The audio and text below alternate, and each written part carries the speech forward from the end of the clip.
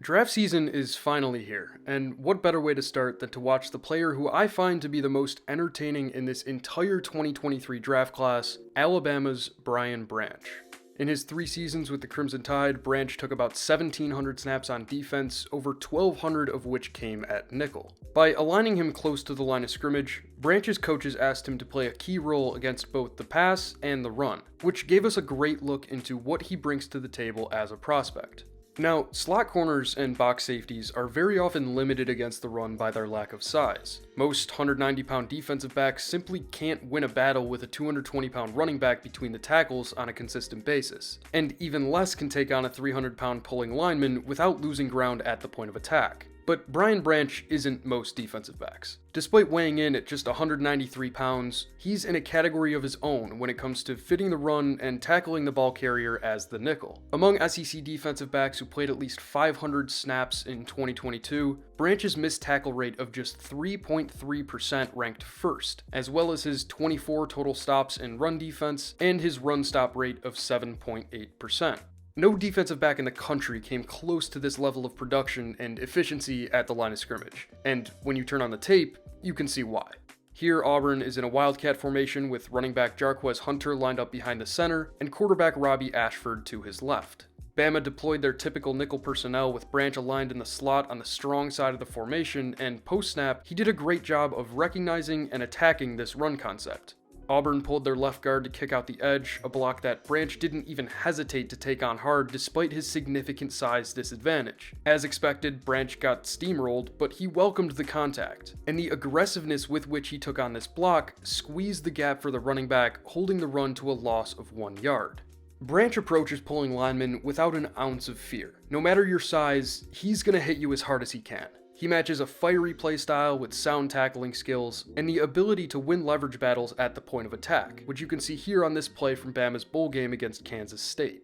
Branch is again lined up in the slot on the strong side of the formation, and when Kansas State running back Deuce Vaughn tries to bounce this run to the outside, Branch does a great job of taking the outside lane away. He gets his hand into the chest of the opposing blocker to keep his eyes on the ball carrier and maintain outside leverage, so that when Vaughn tries to break outside, Branch can disengage and make the tackle in the backfield.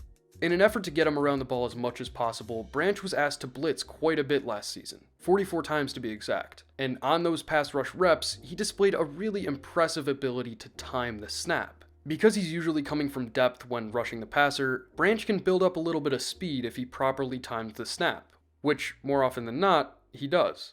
On this play from Bama's Week 8 game against Mississippi State, it looks like the pre-snap motion to balance the formation gave Branch the green light to blitz. As soon as he saw the quarterback clap, Branch knew the snap was coming, so he exploded across the line of scrimmage, burnt the right tackle with speed, and bent into the pocket for a sack. Then here, against Kansas State, Branch again used the quarterback's clap to time his jump with the snap. He launched himself across the line of scrimmage, blowing by the lead blocker, and held the run to a 4-yard loss. Even when Branch doesn't time his jump perfectly, he'll still make an impact as a blitzer by getting his hands up into throwing lanes. He's an absolute force at and around the line of scrimmage, which is a rare quality in a player with his athletic profile. There aren't a lot of defensive backs who hit like Branch. Hell, there aren't a lot of players at any position who hit as hard as he does. But there are even fewer that can both hit like he can and hold up in coverage on the back end. Branch thrives in zone coverage because he triggers on the ball with great timing, and once he gets going downhill, nobody is stopping him from getting to the ball. Here, LSU lined up in a 4x1 formation with 4 eligible receivers aligned to the left of the center. Bama called a split field coverage that tells Branch to match the number 2 receiver counting from outside in. Now, these split field match coverages can be tough because assignments frequently change post-snap, and that's what happens here. The will linebacker, who was originally responsible for the running back, has to push to the tight end because he doesn't have leverage over the back's outside release. That pushes the mic to the running back, but he's late and doesn't have his eyes on the ball. While all that is going on, Branch has his eyes locked on Jaden Daniels. As Daniels begins his throwing motion, Branch plants his foot in the ground, explodes to the ball, and delivers a hard hit to hold the play to a gain of just 3 yards. Bama called a similar split field coverage on this play against Kansas State's empty backfield as well, which calls for a cone bracket between Branch and Crimson Tide safety DeMarco Helms on the number 2 receiver. Post-snap, Branch reads the inside break from the number 2 and passes him off to his inside help. That lets him key the quarterback and trigger on the throw to the number 1 receiver. He wins a physical battle at the catch point and creates a turnover. These middle of field open split field looks will often require Branch to carry an inside receiver down the seam, which he can do with ease. On this fourth down play from late in Alabama's Week 11 game against Ole Miss, the defense called two-man under, which is known as cover 5 in Saban terminology. Branch is aligned over the number 3 receiver on the bottom of your screen, and he does a great job of carrying the vertical to force a game-winning incompletion. From the tight angle, you can see how well he played this route. He stayed in phase with inside leverage throughout the stem, forcing the receiver to where his help was, then as soon as the receiver turned his head to look for the ball, Branch did the same. He's great at using physicality to prevent receivers from separating, but his aggressiveness does sometimes get the best of him.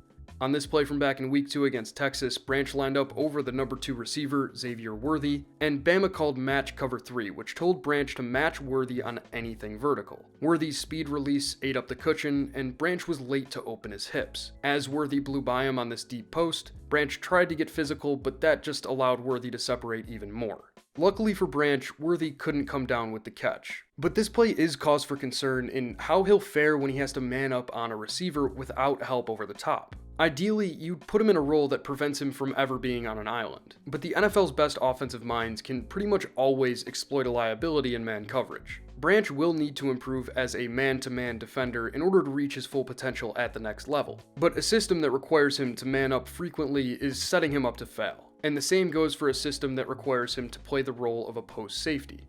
Last week, I talked about how Andy Reid took advantage of Philadelphia's tendency to use a rock and roll motion check in the Super Bowl, and it just so happens that Alabama tends to use the same check. On this play from Bama's game against Auburn, the number 2 receiver's motion from the top of your screen to the bottom sent Branch to the deep middle of the field. Auburn ran a quarterback design, and like he always does, Branch rallied to the ball. But the problem with flooring it to the ball from depth is it's really difficult to make a tackle like this in space when you're running at full speed. Branch tried to slam on the brakes here, but he barely even got a hand on the ball carrier. Do I think he could learn to play post safety at a high level? Sure, but forcing him into a position he didn't play in college would be counterproductive. Some people see him as more of a safety at the next level, but Branch was phenomenal last season at nickel, and if it ain't broke. The rise of 3 receiver sets in the NFL puts a nickel who can play big at the line of scrimmage and stay tight to quick receivers in coverage in high demand. Branch is on a very short list of guys who can do both at an elite level. I have him graded as a top 10 player in the draft, and barring any surprises at the combine, I expect him to be off the board before pick 20 on draft night.